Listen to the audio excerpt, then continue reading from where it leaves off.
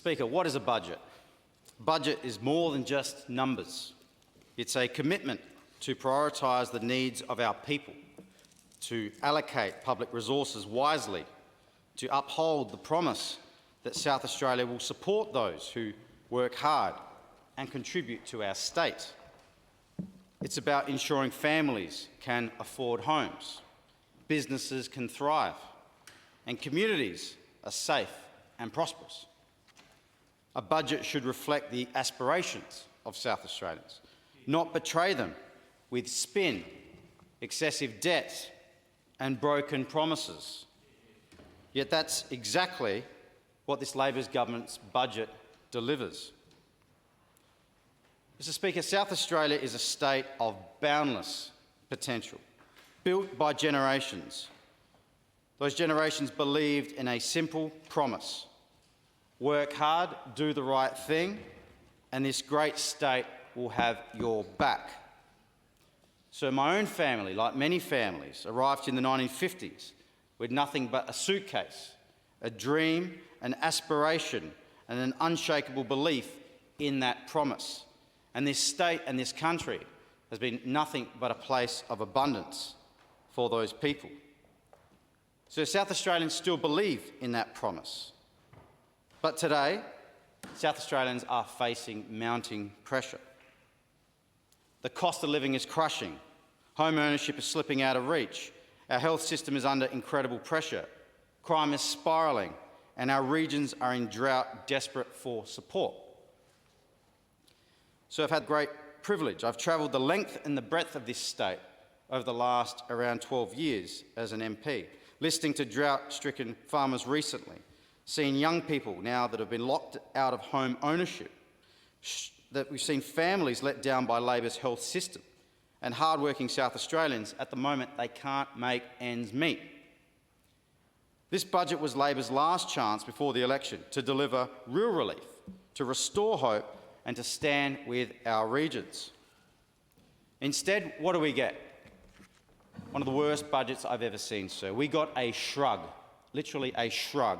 We got an arrogant, a visionless budget from a government, and it seems like they've stopped even pretending to care.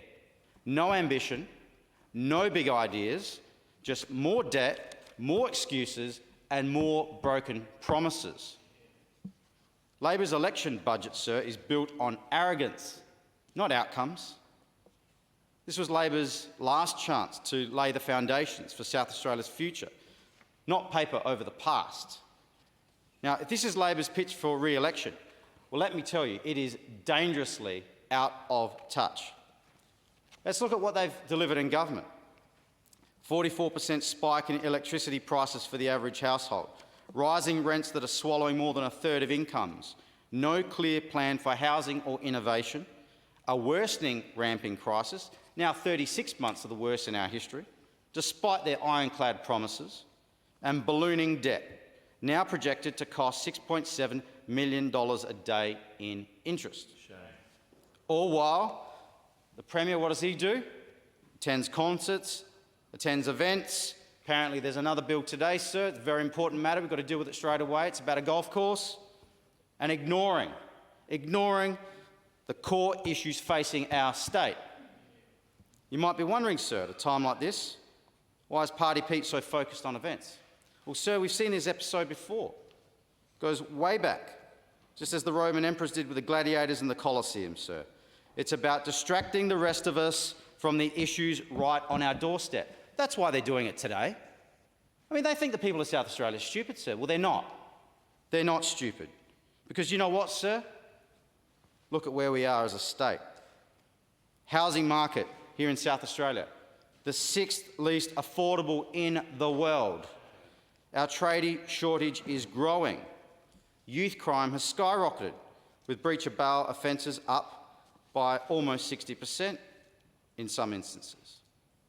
Regional families are being ignored, sir. Ignored right across our state. And Labor's hydrogen energy plan, what happened to that? A multi-million-dollar failure. It's not just incompetence, sir. It's betrayal. It's betrayal of working families. It's betrayal of our future. And it's time that this government stopped underestimating the people of this great state. Mr. Speaker, with an election just months away, South Australians might be asking, can we afford 4 more years of Labor? It's a genuine question. 4 more years of broken promises, 4 more years of rising costs, 4 more years of crumbling systems, and 4 more years of excuses. Or is there another way forward? Well, the simple answer is there is another way forward. A Liberal way forward, sir. A Liberal alternative that will ease cost of living pressures, that will build more homes, that will slash red tape, that will restore responsible financial management and deliver safer communities and better services, and focus on future industries like defence, AI, robotics. A Liberal vision to restore the promise of South Australia, where hard work is rewarded, where every family can own a home, and where our communities are safe, they are prosperous, and they are proud. But right now, we know that South Australians have lived through a tough 3 years under state and federal Labor governments. And behind the glitz and glam of this good time party premier lies a much dimmer reality. Labor has shattered the intergenerational promise that hard work ensures opportunity for future generations. Right now, young South Australians can't afford to even get into a home. The cost of living's a gut punch and hope is fading fast.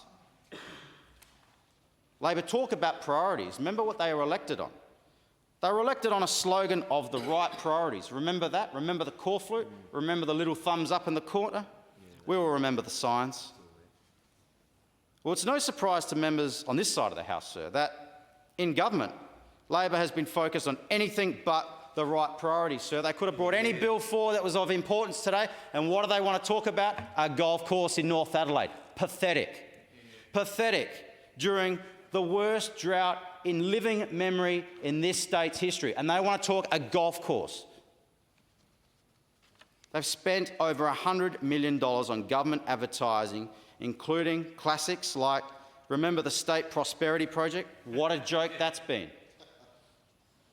Remember the one that said building a better healthcare system? Well, that wasn't on the core flute, sir, the last time I checked. Labor are not wise stewards of taxpayers' money. They clearly do not respect it, sir. They've spent millions of hard-working South Australians' taxpayer dollars sending Labor ministers on overseas trips to the likes of the Cannes Films Festival, sir, the fly around the world spruiking a failed hydrogen experiment, sir, because Labor disrespects taxpayers' money. It's one thing to do these trips and then bring back a benefit. But when you go to Spain to see a train and you don't bring a train back, sir, and when you go to Europe to look at some of these festivals and you don't bring a festival back, sir, well, that's a waste of money. Labor disrespects taxpayers' money. They waste millions on frivolous trips and failed projects. Since the election, the Premier's been riding the wave of event after event, often the taxpayer dime. Premier spends his time living it up on that dime. The likes of Sam Smith, Fisher, the Tindalls, Greg Norman, Katy Perry. I mean, that's where he's most comfortable, right? And who doesn't like Katy Perry, sir? We like the events too. They can generate interest and dollars for the state. But that can't be the whole plan, sir. You can't run an economy on just events, not when we're facing serious statewide issues. Now remember, South Australians, they were told to vote a certain way, like their life depended on it, sir. We saw the ads.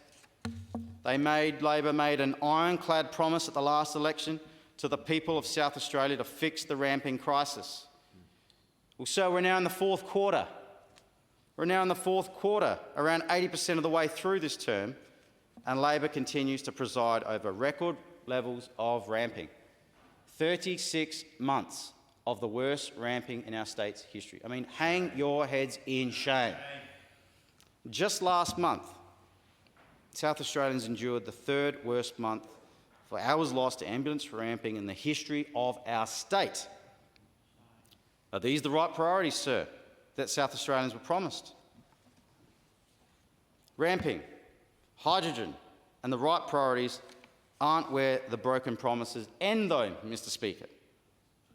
Remember, Labor promised to deliver a $593 million hydrogen jobs plan by the end of 2025 that would reduce wholesale electricity prices by 8%. Well, how has that gone, sir? They've broken that promise too.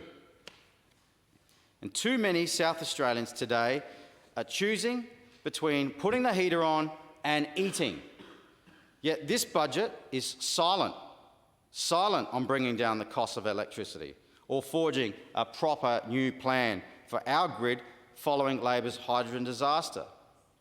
So recently, even in my own electorate, in Felixstowe, I was standing at a supermarket and I saw a lady come up to me. Her name is Maria, and she had 3 jumpers on. And I said, Maria, why are you wearing 3 jumpers? This is a true story. It was on a Saturday morning. And she said, Vincent, at the moment, I can't afford to keep the heater on. And there are stories like this, especially amongst pensioners, right throughout the state. So right now, SCOSA figures show that under Labor, the average household is paying something like $798 more on their annual power bill, nearly 44% more, a substantial rise for SA families during a cost of living crisis. And we've all received complaints, sir, from businesses that are doing it tough at the moment, where the disparity is even worse. The bill crunch has flowed onto small business, with electricity prices for small businesses rising from $3,679 under the former Liberal government to $5,364 under the Malinowskis Labor government, an increase of $1,685, sir, or nearly 46%. This Labor Premier promised a hydrogen power plant. It was meant to power 60 to 90,000 homes by the end of 2025. It was a very clear promise, sir. The hydrogen power plant was meant to reduce, they said, wholesale electricity costs by 8%. But we know prices have skyrocketed for households and businesses alike. Millions of dollars have been wasted on Labor's failed hydrogen experiment. So it's been a farce, it's been an embarrassment, not just a state embarrassment, but an embarrassment to the rest of Australia. Now, you'd think that they would hold those responsible with delivering or not delivering these projects accountable, right? Well, wrong. Wrong. Premier today talks about concerts like AC/DC. Well, sir, at least AC/DC gave us some high-voltage rock and roll, sir. Because I tell you what, this Premier, all he's done is give us high-voltage power bills, sir. High-voltage power bills, wasting millions on a hydrogen vanity that's all spin, that's no spark, it's a flop, and it fizzled before it fired. And what do they do with their mate? Their $600,000 a year mate. Well, Labor's promoted him, his mate, their mate that's getting paid $600,000 a year, with delivering now as the state lead for the Whyalla Steelworks industrial transformation. That's how they look after their mates, sir.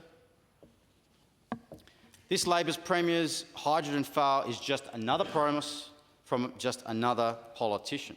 And in hydrogen, sir, we see a theme repeating. Labor does not respect taxpayer money. They have ended an era of responsible financial management.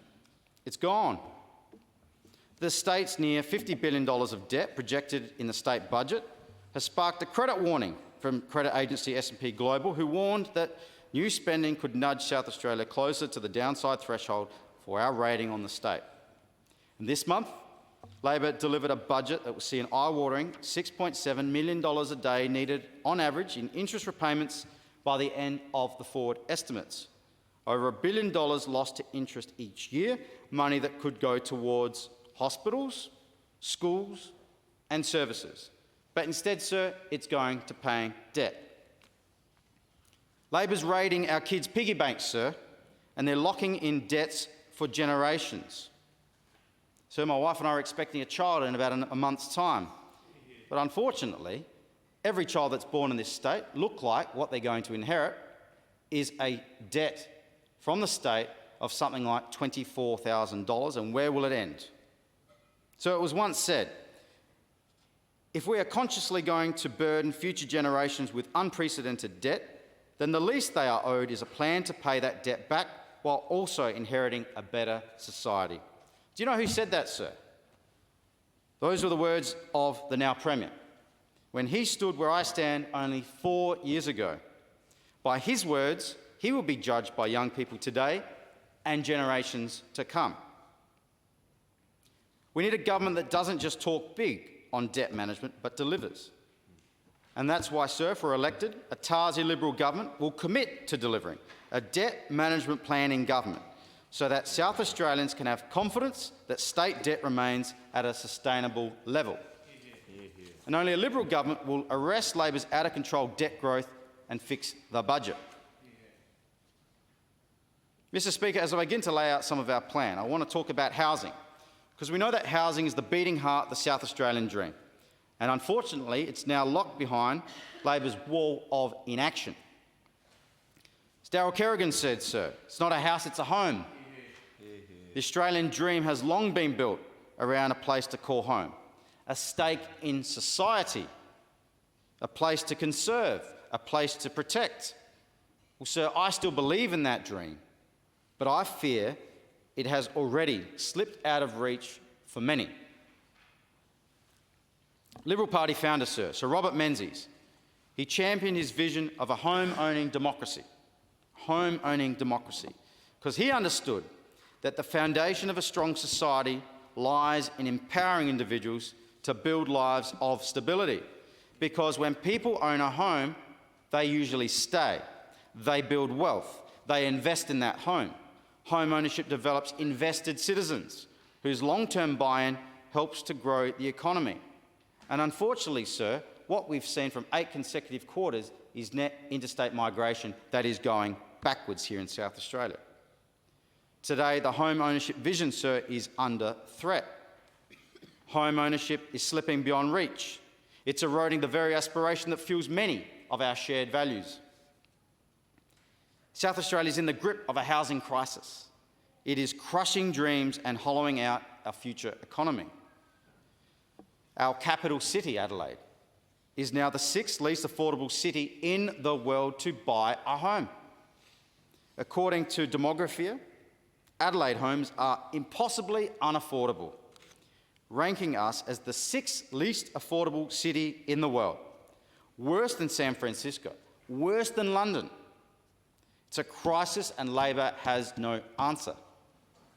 According to ANZ, Adelaide is now the least affordable capital city to rent and the 2nd least affordable to buy in the nation. Shame. South Australia faces a housing supply shortage of a staggering proportion.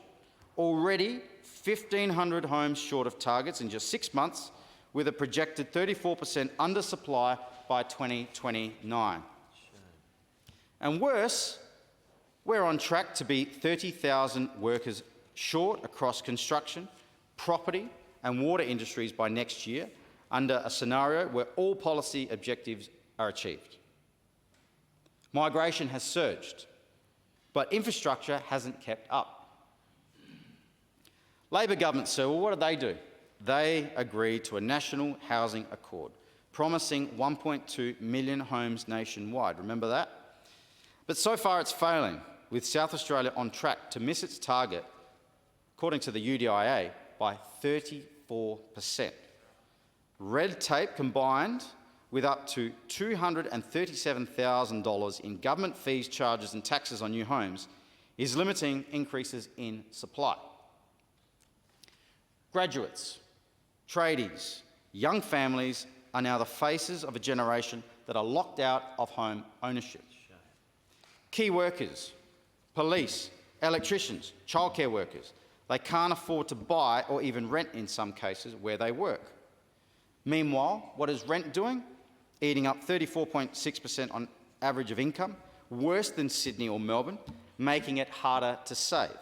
In fact, saving a deposit now takes on average 11.8 years. And I often hear from young people going through this challenge on the weekend. We were out in the northeast with a guy called Michael, who's 30 years old, who only saves around $5,000 to $10,000 a year. Young people are becoming trapped in this vicious cycle. It's not just a housing problem. It's a betrayal of hard-working South Australians by a do-nothing Labor government. 20 years ago, sir, an Adelaide home cost 4 times a household's income, with 35 cents per dollar servicing a mortgage. Today, it's 9 times income, demanding 56%. It's nearly as bad as Sydney. For too many, homelessness has become an all-too-possible threat. And we're seeing that, sir, across our suburbs, across Adelaide right now. The crisis is not just about homes, it's killing our economy. Unaffordable housing, what does it do? It shrinks families, it limits jobs mobility, and it stifles innovation as well. Question is, sir, do we want to live in a state where the only young South Australians who can buy their own homes are those with parents who can help with the down payment? Is that what we're becoming? Is that what we want here in South Australia? It's no wonder, with these conditions that have been created after nearly 20 out of 24 years of Labor government, sir, it's no wonder that young people are feeling the need to flee our state for better opportunities. All while the Treasurer gets up in the media in the week of the budget, and what does he say last week? He said, I don't think anyone could suggest that the government should be doing more on housing, he said. Mr. Speaker, if that doesn't show you a government that is out of touch, well, I don't know what is. At the same time, they are raking in billions from stamp duty to prop up big government spending. Labor Premier, what does he do? Hides behind empty promises, grand announcements like golf courses. Well, sir, we won't wait around. Labor promised more homes. They barely laid a slab on any land release sites since 2023. We have the land. We've got the best builders. I know, sir, because a lot of them are in my electorate. We've got plumbers. We've got electricians. We just need this Labor government to get out of the way and stop treating the housing crisis as a cash cow. Our plan is bold. Slash red tape. Fast-track training of skilled apprentices.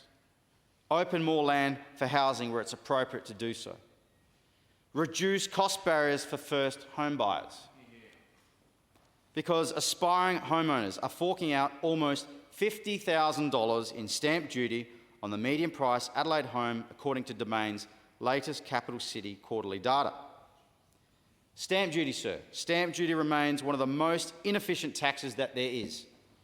It's time we got serious about stamp duty relief for first home buyers, just like they do in every other state in Australia, sir.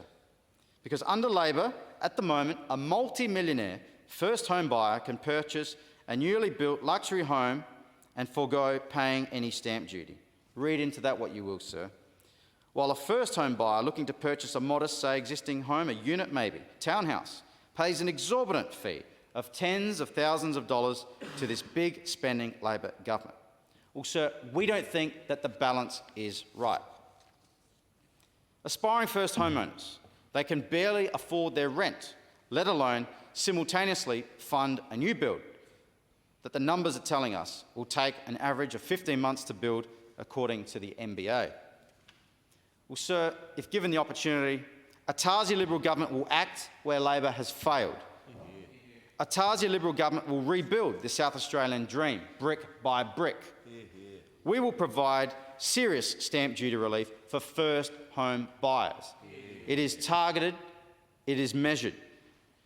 Under a Tarzia Liberal government, a first home buyer purchasing an existing home of up to $1 million will not pay 1 cent of stamp duty. And this will save first home buyers up to $48,000 in upfront costs on the purchase of their home. And today I can announce, sir, we will also waive a $192 mortgage registration fee for first home buyers, and this will save them the cost of their first grocery shop when moving in. Our plan doesn't just stop there. We will boost apprentices and tradies. We'll fast-track apprenticeship courses in critical industries, like construction, like hospitality, like defence, responding to industry cries for skilled workers. Further, by exempting apprentices and trainees from payroll tax and lifting the payroll tax threshold from $1.5 million to $2.1 million, will empower small businesses to hire and train the workforce needed to build more homes.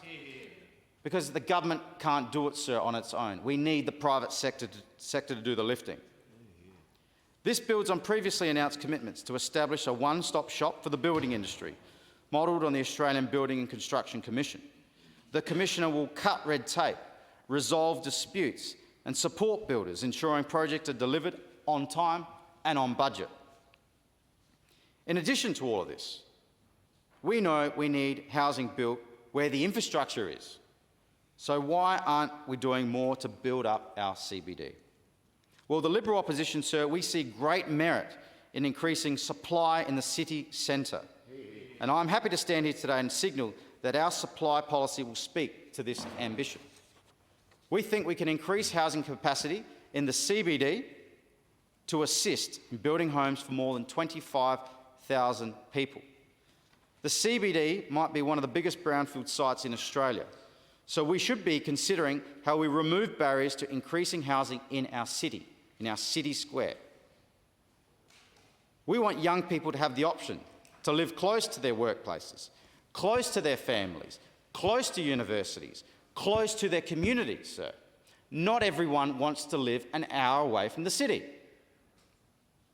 The opposition has a vision for the CBD, and if Adelaide is going to host world-class events, then we should have a world-class, flourishing CBD.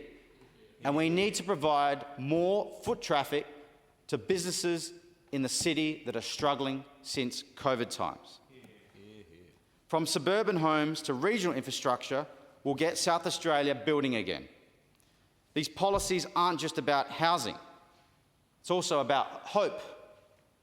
They're about ensuring every South Australian who works hard can own a home, raise a family, and live in a community that reflects their values. We'll stop Labor's habit of piling costs onto households, like the $85 annual SA water bill hike that everyone is paying at the moment, sir, and deliver real housing growth, not empty promises. We'll fight for a state where hard work buys a home like it used to, sir, and where families can thrive. As Liberals, we know our suburbs are the hearts of our communities, but Labor's previous 85% urban infill targets have threatened their character. And, sir, under the former Planning Minister in John Rao, my community was affected more than any other community. So I know exactly about what they did in terms of destroying parts of the community. Moving on to the environment, along with our plan for Linear Park and the River Torrens to fund environmental and recreational improvements that will enhance green spaces, will also enable more recreation, strengthen biodiversity. We want to protect and enhance our suburbs, sir. That's why we'll introduce a single Heritage Act under one Heritage Minister, simplifying the process for listing local and state heritage places too. We'll re-establish the Heritage Conservation Grants program, scrapped by Labor in 2022, and expand it to $2.5 million per year, allowing owners of local heritage places to apply. We'll also introduce powers to remediate derelict heritage buildings, preserving our history for future generations.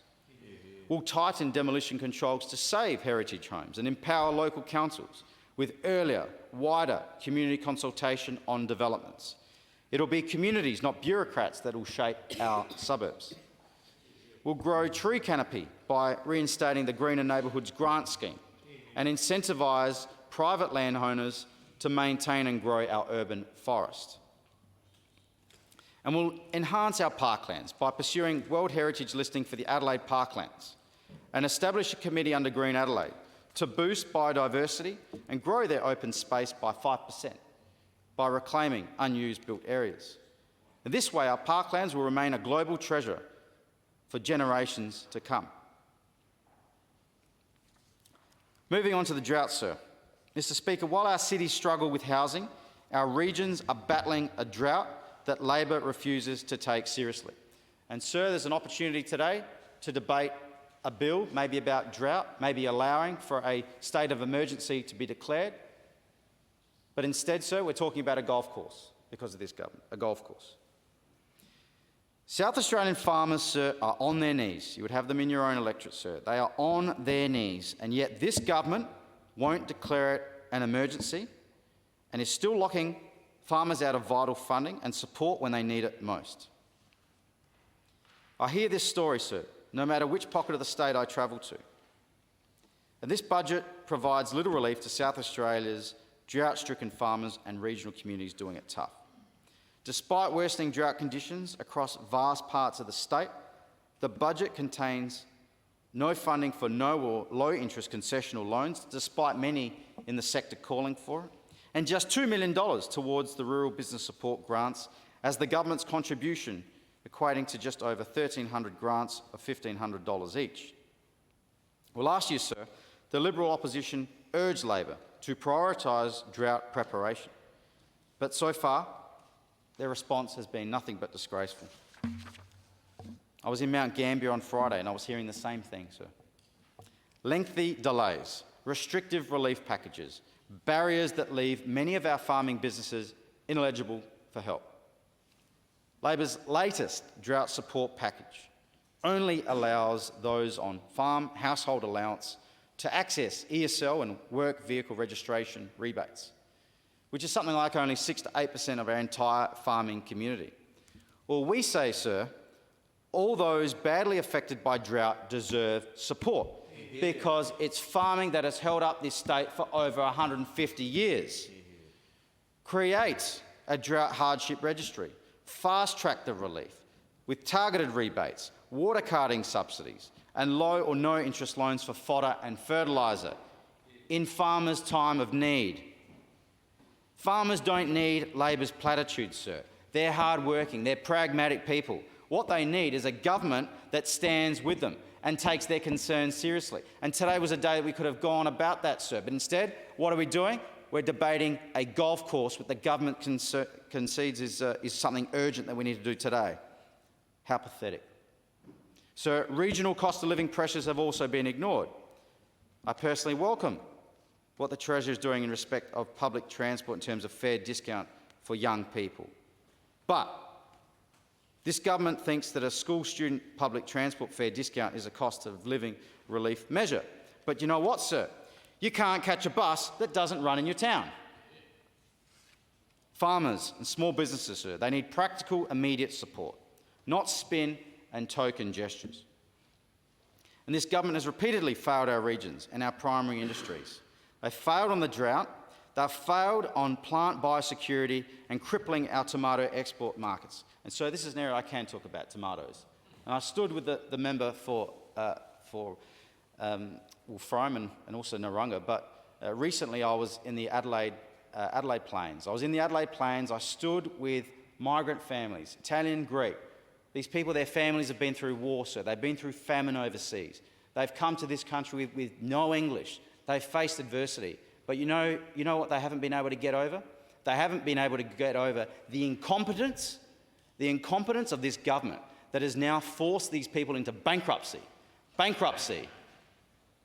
which is an absolute disgrace. They failed in retaining key employers like SA Tomatoes, like Beston's, like 7 Point Pork. They failed on being able to manage a tomato virus that is treated very differently in other parts of the world. We saw it coming. We asked questions in this house, sir. Well, do you know what? There's now mortgages that have been handed over to the banks. There are now car repayments. Cars are being repossessed. There are now students that have been taken out of schools because of this government's inaction and arrogance. They failed on Sardi. They failed on Rabara fish deaths at West Beach. They failed on supporting our struggling wine grape industry. They failed on meaningful investment into regional roads. They failed on any significant investment into regional healthcare. How many more times does this government need to fail our regions and the people who put food on our plate, clothes on our back, build our homes and keep Australia running, sir? This budget was an opportunity to step up, but Labor failed. Our regions deserve better. If given an opportunity, sir, only a Tarzia Liberal government will acknowledge and respect the hard work and contribution of our regional communities. Only a Liberal state government will stand alongside them to deliver the targeted and practical investment that they truly deserve.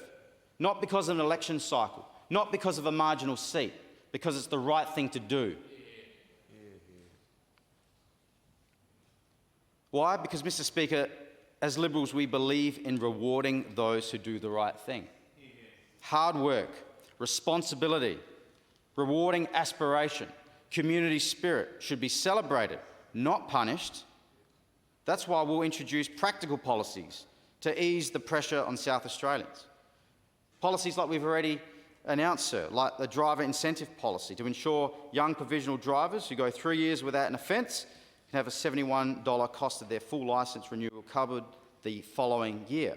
It's a small but meaningful reward for safe, responsible driving, giving young South Australians a leg up. It's important, sir, in what is another bad year on our roads. We'll introduce a baby seat installation rebate. Full disclosure, sir, I might benefit from this, but we'll see.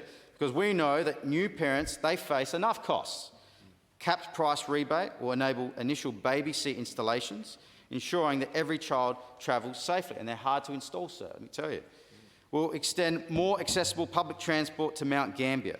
We want to trial an on-demand service to improve mobility for regional families, ensuring access to jobs, healthcare, education. We'll also explore expanding this model to other regional centres too. These measures send a clear message. If you work hard, if you play by the rules, if you contribute to our state, an alternative Liberal government will have your back and back you every step of the way. So Liberals at the state and federal level had a lot to say about the Greater Adelaide Freight Bypass during the election. They've long advocated for the delivery of the Greater Adelaide Freight Bypass, not only for the productivity gains it would be delivering, but also to get trucks off our suburban streets. Through this budget, we learn that the state and federal Labor governments have only budgeted something like $656 million for stage 1 of the high productivity vehicle network, despite the project reportedly likely to cost around $1.05 billion, leaving a $400 million shortfall.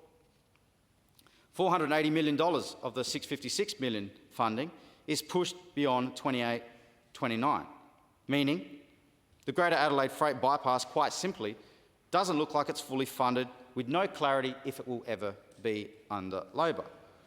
The Albanese Labor government initially committed to a 50-50 funding split, but the state Labor government is now describing the project as a $650 million 80-20 arrangement, despite the higher likely cost of $1.05 billion.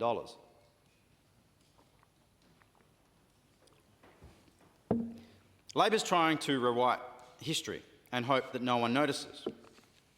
South Australians don't seem to be getting the full network, and they're not getting any of it anytime soon. The opposition and federal coalition committed to delivering the full project and quickly because freight operators, exporters, local communities can't afford to wait.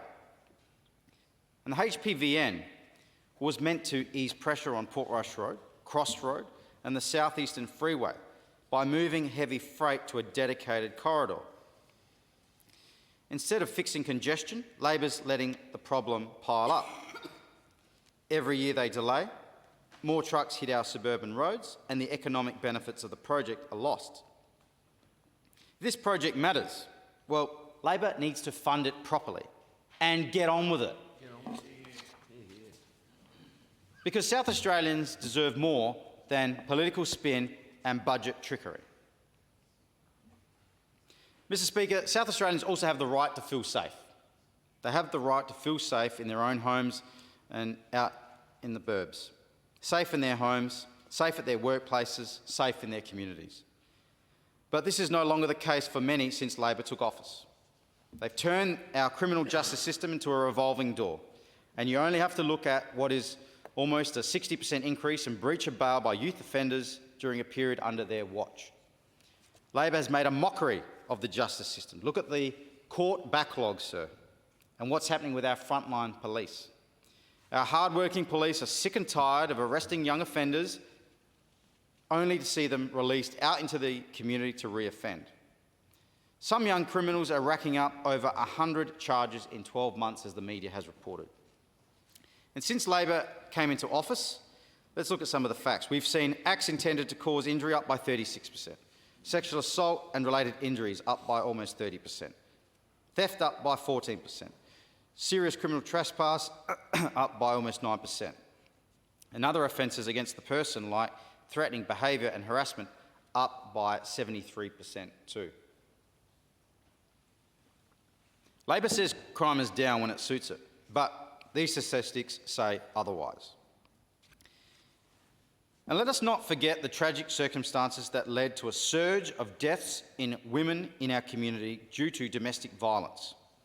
It took literally women marching on the steps of Parliament for this government to eventually even take action. And this budget is basically silent with any contingency around the funding of recommendations of the Royal Commission. We know services are currently struggling to handle the volume of calls that they're receiving each day, yet they did not receive funding in this so-called law and order budget. And let's look at that, and sir, whether it actually was a law and order budget. Well, sir, Labor's secret state, what did it mean? It meant that South Australians will not be able to see the report that actually examined the state of policing here in South Australia. Why won't they release it, sir? Why won't they release it? Despite the Commissioner of Police claiming that it would be in the public interest for them to do so. Interesting. Well, we know, sir, that we do have a shortfall of around 200 police, and last year the same number of officers basically left the force as were recruited. And, sir, without the right incentives, Labor's plan to recruit more police is destined to fail. They just won't do it. They can't do it now. They're not going to do it into the future. Well, sir, a Tarzia Liberal government, if we're given the opportunity, we will not sit on our hands when it comes to keeping South Australians safe. We did it during COVID and we'll do it again. Yeah. We will make sure that our criminal laws and penalties are in line with community expectations. We will ensure that community safety is the primary consideration of decision makers and that we take real measures to break the cycle of reoffending. Under Labor, South Australia has become a gangster's paradise, sir, with new youth and street gangs continuing to emerge and be recruited from interstate. Labor sat on a recommendation from SAPOL that more resources be put into fighting youth crime for a year, and they won't release that report that I mentioned. And then they half-heartedly responded to growing pressure on the youth crime crisis with what, sir? A glossy pamphlet, roundtables with no results, and we will continue to hold this weak government to account when it comes to community safety. Yeah. We've led the way with knife law reform, protecting our community from assaults, and we're only just getting started. Mr. Speaker, the cost of living is also worth mentioning because it is crushing South Australians at the moment, and Labor has no plan to fix it. You only have to look at the budget. Limited cost of living relief in this budget does not go far enough. While we welcome efforts to reduce the cost of public transport for students, there is so much more that could have been done and should have been done. And we know on this side of the House that South Australians know how to spend their money far, far better than the government. The cost of living is crushing South Australians. Under this government recently, we've seen electricity is up around 44%, eggs up 38%, bread up 26%, rent up 19%, insurance is up 47%. And as I mentioned, the average household now pays $798 more on their power bill per year. Labor promised no new taxes, but as we've heard, then they delivered an $85 average water bill hike for households and introduced a GP payroll tax grab that is making it more expensive. A Tarzia Liberal government, sir, will roll back this pain. We'll abolish Labor's water bill price hike. We'll scrap Labor's GP payroll tax grab, and we'll slash stamp duty for first home buyers, including on existing homes. Yeah. We'll reduce wasteful spending, we'll cut red tape, and we'll deliver affordable, reliable energy with policies like our home battery scheme. Yeah. This will save households thousands in upfront costs. It'll push down peak demand, It'll help drive down prices for people to ease the cost of living crunch. Only a Liberal government will put more money back in the pockets of hard-working South Australians. So when it comes to health, Labor's failure in health is quite frankly unforgivable. Their broken promise have left us sicker and waiting longer, and South Australians deserve better. They promised to fix ramping, simple as that. It's worse than ever. We've now endured 36 of the worst months of ramping in South Australia's history. In May, 4,791 hours were spent on ramps, over double the figure from February 2022. We're into the fourth quarter, sir. It's not the first quarter. It's not the second quarter. We're around 80% through. We need to move away from looking at the stats here and remember what this means for people as well. What this means is that 6 South Australians are left stranded outside of our hospitals, desperate to get in for the care that they needed. Even in my own community, sir, even in my own community, I've seen what happens to a beloved Hectorville resident at the time, Eddie, who was described by those who knew him best as a gentle giant and was living in disability care, who died after waiting 10 hours for an ambulance to arrive. These are the stories, sir, the real-life tragedies behind the statistics. The stories of those let down by a government that was, quite frankly, elected on a promise to fix ramping, but has fallen tragically short. Tragically short. And whilst our Premier hangs out with celebrities or helps design new golf courses, why aren't we talking about ramping today? We're talking about golf courses again. And while he hangs out with celebrities or helps design these new golf courses, less than half of emergency patients are seen within 10 minutes, which is something like the worst rate in Australia. Sir, Women's and Children's Hospital, reportedly delayed by years. Professionals who signed off on minutes with a 2-year difference to the time delay. They can't even recruit senior people and keep senior people in the hospital. Sir, I mean, where have we got to? Well, a Tarzia Liberal government will rebuild our health system. Hear, hear. And today, sir, I'm delighted to announce that what we will announce today is that a Liberal government will fund a GP after-hours increased access trial to support GP clinics provide after-hours care to South Australians, including until 8 p.m, Monday to Friday, and from 9 a.m. to 1 p.m. on Sundays. This will be a 2-year trial that will give more South Australians the opportunity to access routine and preventative GP care outside of traditional business hours. Sir, I've been that young parent. I am that young parent that sometimes will do anything to try and get their child into a GP. And you go online and you can't get in. And you make a phone call and you can't get your child booked into a GP. Well, sir, that is exactly what this policy will seek to address with many parents at the moment that can't get their child into a GP. Why should people have to go to an emergency department to get a GP to check out their child? So we're very proud to announce that policy. It's a 2-year trial and will give more South Australians the opportunity to access routine and preventative GP care outside of traditional business hours. GP clinics under our plan, they would receive a grant of $150,000 per practice per annum to meet additional costs of operating after hours, including wages for practice staff, on-call allowances, and facility costs associated with keeping practices open for extended hours. Because we need to do everything we can to keep people out of our hospitals if they don't need to be there. And this is an initiative would support that. And in 2020, there was an Australian Health Panel survey conducted by the Consumers Health Forum that found 67% of respondents had access after-hours primary care at least once in the previous 5 years, with most after-hours care being accessed between 6 p.m. and 11 p.m. on weekdays. After-hours options allow people to access their GP without taking time off work.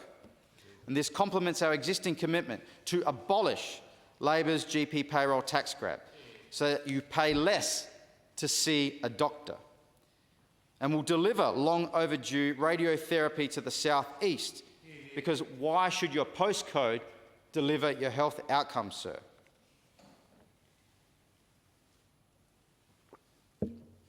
will help to bridge the funding gap to deliver critical cancer treatment closer to home, sparing patients long, exhaustive journeys. We'll also prioritise regional health services and mental health support, addressing the root causes of crime, but also social strain. Because South Australians deserve a health system that saves lives, not one that leaves them waiting. And so, in terms of small business, we as Liberals, we believe in a South Australia where every business has the opportunity to thrive and every worker has the chance to succeed. But Labor's 44% electricity price hike, water bill price hikes are crushing families and crushing businesses even more.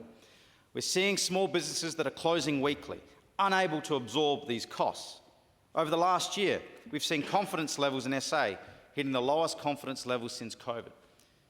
And 2,500 more South Australians have left the state for other parts of Australia than have come in the over 2.5 years to the September quarter. We'll turn this around, sir.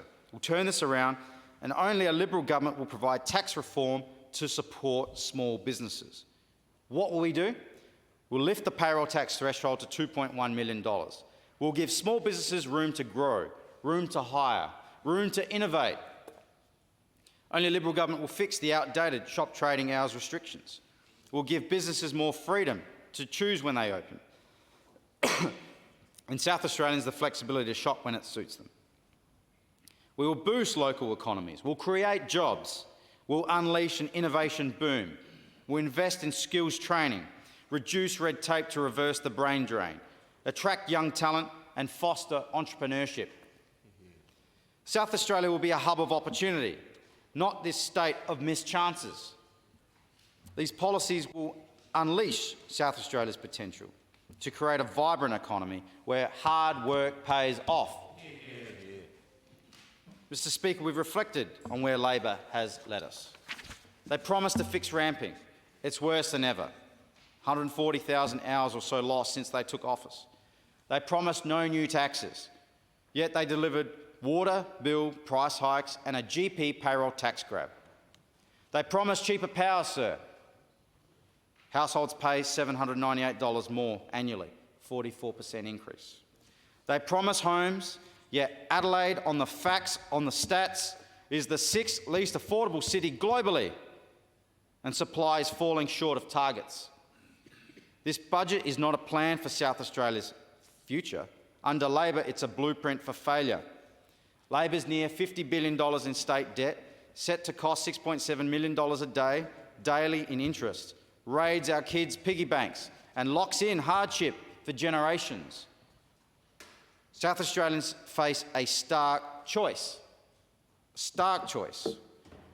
4 more years of Labor's broken promises, skyrocketing costs, unaffordable homes, health system in crisis, or a Liberal government that delivers. Under a Tarzia Liberal government, we'll restore the South Australian promise, the South Australian dream. We'll make home ownership a reality.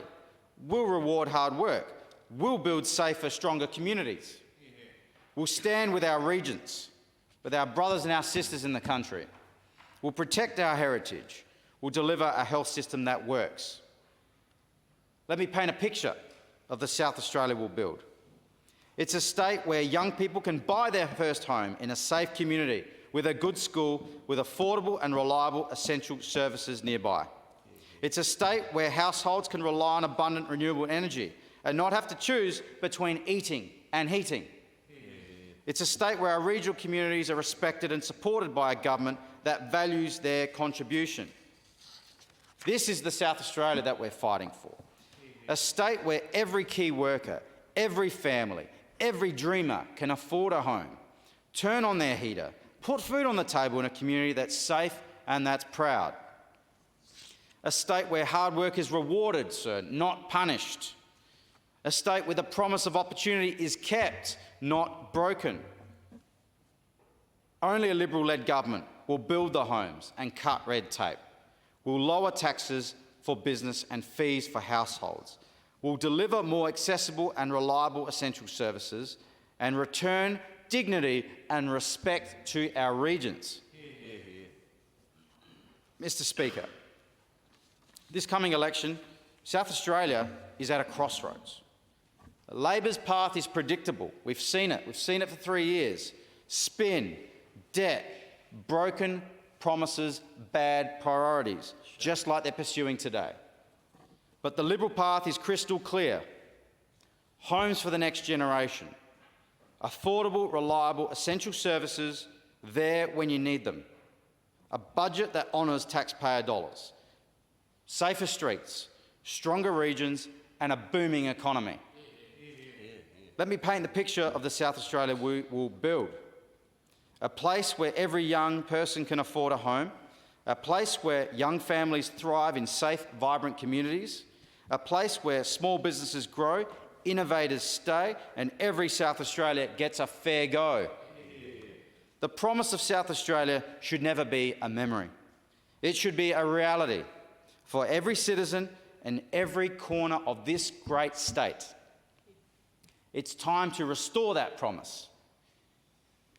It's time for a government that listens, that acts and delivers on its promises. It's time to return South Australia to its rightful place as a beacon of opportunity. And it's time for a new Liberal government